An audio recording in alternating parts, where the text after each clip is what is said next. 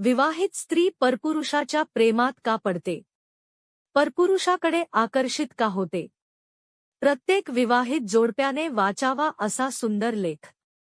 मित्रांनो, आजकाल अनेक स्त्री परपुरुषाच्या मागे लागताना आपण पाहत आहोत. स्त्री विवाहित असताना देखील परपुरुषाकडे आकर्षित होते. याचे समाजामध्ये प्रमाण जास्त प्रमाणात वाढलेले दिसून येत आहे. म्हणूनच आजच्या या लेखामध्ये विवाहित स्त्री परपुरुषाच्या प्रेमात का पडते, परपुरुषाकडे आकर्षित का होते, याविषयीची माहिती जाणून घेणार आहोत. समाजातील वास्तव मांडणारा विषय. समाजातील आदर्श संसार टिकवण्यासाठी आणि एका स्त्रीचा हक्क तिला मिळण्यासाठी हा विषय घेतला. बहुसंख्य स्त्रिया पतिव्रता आहेत. आपली संस्कृती सुद्धा तशी आहे. अनेक वेळा चांगल्या स्त्रियांचा सुद्धा त्यांच्या स्वतःच्याही नकळत पाय घसरतो.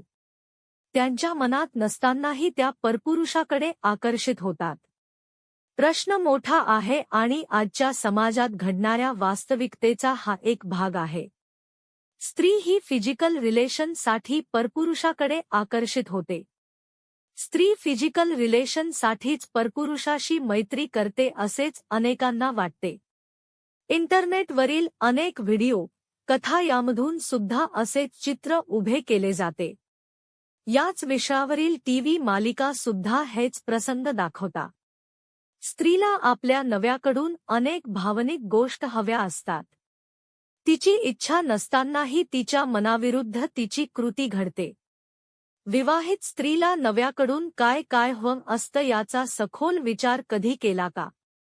स्त्री अथवा पत्नी एक स्वतंत्र व्यक्तिमत्व आहे, ती रोबोट नाही. पत्नीला आपल्या नव्याकडून सगळ्यात पहिल्यांदा हवा असतो हक्काचा माणूस, आपला भावनिक माणूस. नव्यामध्ये तिला असा माणूस हवा असतो की ती त्याच्या खांद्यावर डोके ठेवून तिच्या सर्व सुखदुःखाच्या भावना व्यक्त करू शकेल. ते सुद्धा अगदी मनमोकळेपणाने, मैत्रीच्या नात्यासारख्या वैयक्तिक जीवनातील आनंद, हर्ष आणि दुःख हक्काने आणि निःसंकोचपणे निडरपणे व्यक्त करता येईल एवढा हक्काचा आणि विश्वासाचा माणूस तिला आपल्या नव्यात हवा असतो. ती त्याच्याजवळ असताना जगातील सर्वोच्च समाधान आणि सुरक्षितता तिला प्राप्त व्हावी. तिने त्याच्या सहवासात जगातील सर्वोच्च व्यक्ती अनुभवायला हवा. तिला तिच्या मनावर फुंकर घालणारा सखा हवा असतो. नवरा बायकोमध्ये या भावनिक नात्याची कमतरता भासते तेव्हा तिचा नकळत हे सर्व पुरवणाऱ्या व्यक्तीकडे मन झुकायला लागते. अशा व्यक्तीचा सहवास तिला सुरक्षित वाटायला लागते. जगातील प्रत्येक नव्याने आपल्या पत्नीशी हक्काच्या माणसाचे, मैत्रीचे नातेसंबंध प्रस्थापित करावे. स्त्री नव्याच्या रिमोट कंट्रोलवर चालणार रोबोट नाही. तिला मन, भावना आहेत. तिच्या मनाचा, भावनेचा आदर करून तिच्याशी नाते असावे. अनेक वेळा पत्नीला गृहीत धरले जाते. नव्यापेक्षा कमी शिकलेली असल्यास बरेचदा तिच्या मतालाही किंमत दिल्या जात नाही. ती एक स्वतंत्र विचाराची व्यक्ती आहे. तिला सुद्धा भावना, विचार, मन आहे याचा विचार होत नाही. तिच्या आंतरिक भावना व्यक्त करण्यासाठी तिला हक्काचे व्यासपीठ उपलब्ध झाल्याने ती अस्वस्थ होते, बेचैन होते. श्वास कोंडल्यासारखा होतो. ती भावना मोकळ्या करण्यासाठी तळमळते. याच काळात नव्याने तिचे ऐकल्यास आणि नेमके याच वेळेत तिला इतर कुणाची भावनिक साथ मिळाली की नैसर्गिकच ती त्या व्यक्तीकडे आकर्षित होते. तिची सामाजिक आणि कौटुंबिक स्थिती अनेक वेळा पुरुषाने समजून घेतल्याने तिला आपली किंमतच शून्य आहे असे वाटायला लागते. तिच्या असण्याने आणि नसल्याने कुणाला काही फरक पडत नाही असे जेव्हा तिला वाटायला लागते तेव्हा ती स्वतःच महत्त्व हरवून बसते. नवरा आपली एवढी काळजी करत नाही, किंमत देत नाही, परंतु तिहाईत व्यक्तीला आपलं महत्त्व आहे असे तिला वाटायला लागते. आणि मग तिकडे ती भावनिक झुकल्या जाते.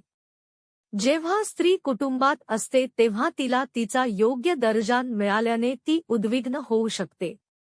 अनेक वेळा कुटुंबातून छळ, कपट, कास्थान यामुळे कौटुंबिक प्रेम कमी होणे, हळूहळू ती स्वतःचे दुःख इतरांना सांगायला सुरुवात करते, कारण स्वतःचा नवरा आणि कुटुंबीय ऐकत नसल्याने भावना व्यक्त करण्यासाठी भावनिक आधारासाठी कुणीतरी शोधल्या जाते. भावना जुळल्या गेल्या तरच फिजिकल रिलेशनकडे आवडीने वळल्या जाते.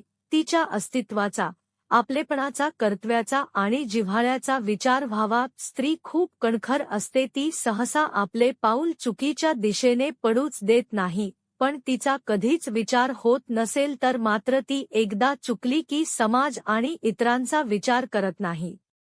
तिच्या सहनशीलतेचा अंत न पाहता भावनेचा विचार व्हावा. तिला प्रेम, जिव्हाळा, आपुलकी आणि तिचे कौटुंबिक अस्तित्व जाणून तिच्या भावनेचा आदर आणि कद्र करायला शिकले पाहिजे. तिला प्रेम, जिव्हाळा, आपुलकी आणि तिचे कौटुंबिक अस्तित्व जाणून तिच्या भावनेचा आदर आणि कद्र करायला शिकले पाहिजे. हल्लीच्या स्त्रीला तिच्या आयुष्याचा अर्थ कळला. तिला तिच्या भावना दडपून जगायचं नाही. चुकीच्या पावलाआधी 100 वेळा विचार करते. नव्याने वेळीच सावध व्हावे. अशा प्रकारे या लेखानामध्ये आपण विवाहित स्त्री परपुरुषाच्या प्रेमात का पडते, परपुरुषाकडे आकर्षित का होते, याची माहिती जाणून घेतली आहे.